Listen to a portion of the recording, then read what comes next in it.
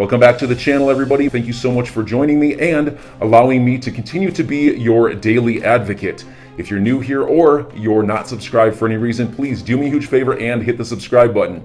Thank you to all of you who have been watching and following me for so long. It truly means a lot, and I'm glad that I can be this person. So, just a few weeks ago, the Bitcoin community slammed the billionaire crypto founder, Chris Larsen, on Twitter after he announced a $5 million campaign on Monday to encourage Bitcoin to change its mining system, use less energy, and become more environmentally friendly. Judas was the nickname given to him by the head of a major crypto research platform, and things only got worse from there.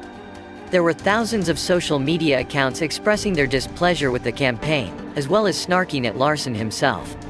So, what exactly happened?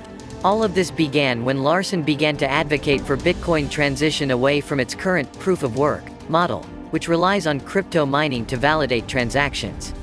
As part of Larsen's campaign, which includes digital advertisements and collaboration with organizations like Greenpeace and the Sierra Club, he is advocating for Bitcoin to significantly change its method of mining in order to be less energy intensive and, as a result, more environmentally friendly. And in a press release, Michael Brune, executive director of the Sierra Club, suggests that a proof-of-stake model could be implemented, which would eliminate the need for mining entirely, or that the proof-of-work method used for Bitcoin mining could be modified to be less energy-intensive, both of which would reduce the need for mining. However, Bitcoiners were outraged, because they believe Larsen's demands are unreasonable, and that changing the cryptocurrency mining method is virtually impossible. They also questioned his motivations because he is associated with a currency that is in competition with Bitcoin. And Nick Carter, the co-founder of Coinmetrics and founding partner of crypto VC Castle Island Ventures, tweeted that, as a Bitcoin node operator and member of the Bitcoin High Priesthood that controls the protocol, I have duly considered Ripple and Greenpeace request to eliminate POW from Bitcoin, and I hereby deny it. What do you think? Is Chris Larsen wrong here? Well, miners compete to solve complicated riddles in order to verify financial transactions. This is the proof-of-work approach that Bitcoin is presently operating under today. With each properly solved problem, transactions are verified and put to the blockchain, and the process is repeated. In order to complete this procedure, costly computers and a lot of energy are required. And Larsen told Fortune that he completely supports proof-of-work, but that he would want to see it modified in a manner that encourages miners to operate with less energy and compensates them for eliminating carbon from the environment. The specifics of how this might be accomplished are unknown, and Larsen does not provide any specifics. He said that the whole question here in my mind is, could you find a codebase that is just as secure, but can do that? Then, you have an incentive for every miner to be on the solution side, not the problem side. Well, the transformation of famously energy-intensive Bitcoin miners into part of the climate solution would be the holy grail in his eyes, according to him. What would it take to make Bitcoin more secure? What do you think? As the Bitcoin community believes Larsen's effort is unrealistic, and Bitcoin is not controlled by a single organization or entity, any proposed modification to its blockchain protocol must be approved by a majority vote of the whole community in order to be implemented. However, even if it were to pass, the present proof-of-work mining methodology would not be rendered obsolete. For the new code to work, Bitcoin miners would have to agree that their software would need to be updated. And this might result in a hard fork, in which Bitcoin is divided into two separate blockchains. Even in that case, it is unclear how a new code would enable Bitcoin miners to contribute to the reduction of carbon dioxide in the environment. Larsen is also ambiguous on this point, and his campaign has not provided any further information on it.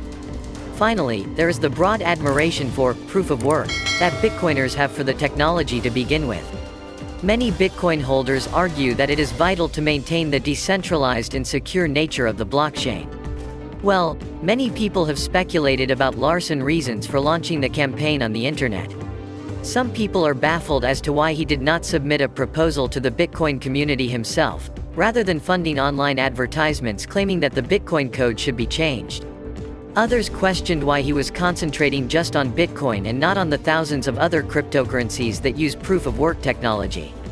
When asked about his campaign objective, Larsen said that it intended to raise awareness that there is an issue. And also the denial is the problem that is prevalent in the environmental movement. According to Larson, he also added that Bitcoin is an anomaly among other cryptocurrencies, the bulk of which are moving away from proof of work as a method of verifying transactions. For example, Ethereum is proposing to switch from proof of work to proof of stake, which would render mining on that blockchain outdated. And according to the Cambridge Center for Alternative Finance, Bitcoin consumes slightly more energy each year than Norway, with 138.6 terawatt-hours compared to 124.3 terawatt-hours, according to their estimations. Keep it proof of work if that is important to you, just as secure, but in a way that does not incentivize all this energy use. That is really the heart of the issue, Larson said. Furthermore, this coming week, the New York State Assembly is expected to vote on a proposal to prohibit cryptocurrency mining in the state. The law, which was adopted by the lower house in March, has received a great deal of opposition from the cryptocurrency community.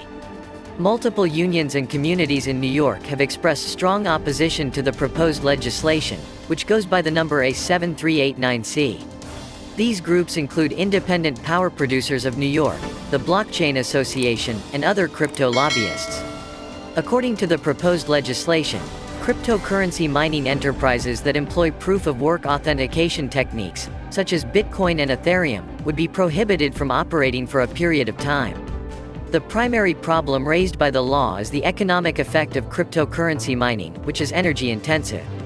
The law, on the other hand, was met with fierce resistance from labor unions, trade groups, and crypto communities. In response to the law limiting corporate activity in the electricity supply industry and implementing a restriction on licenses for power plants, the Independent Power Producers of New York expressed their dissatisfaction with the legislation. Also, the European Parliament rejected a proposed ban on proof-of-work currencies earlier this year. The proposal had also been reviewed for its environmental effect, which included Bitcoin. Additionally, Mayor Eric Adams of New York City opposes the crypto mining legislation since he understands the benefits of cryptocurrencies and crypto mining. The crypto community is committed to reducing emissions by utilizing energy-efficient resources and equipment. Aside from that, numerous crypto-related organizations, like the Blockchain Association, have launched efforts to prevent New York lawmakers from placing a ban on cryptocurrency mining. People are being urged to contact their state assembly representatives and beg them to vote no on the measure because it threatens employment and creativity. Crypto mining groups believe that the law does not do enough to mitigate the damage on the environment since it just prohibits the use of power in crypto mining activities in New York. Miners may easily relocate to adjacent states to begin operations, but this will have a negative effect on New York as the state developing crypto mining business departs the state. It would relegate the state to a second-tier position in the crypto innovation race.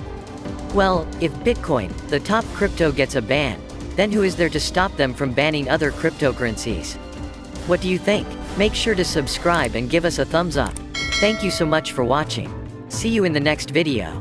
Kindly note that the prices of cryptocurrencies frequently change, so by the time you watch this video, it might have changed to a whole new value. The information provided in this video does not constitute investment advice, financial advice, trading advice, or any other sort of advice, and you should not treat any of the content as such. The content in this video is for educational purposes only and hence should not be considered financial advice.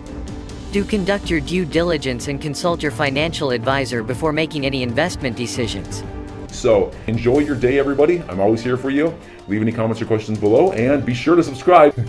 But thanks, everybody. I really appreciate you. Enjoy your day, and I always have your back. So thanks so much, everybody.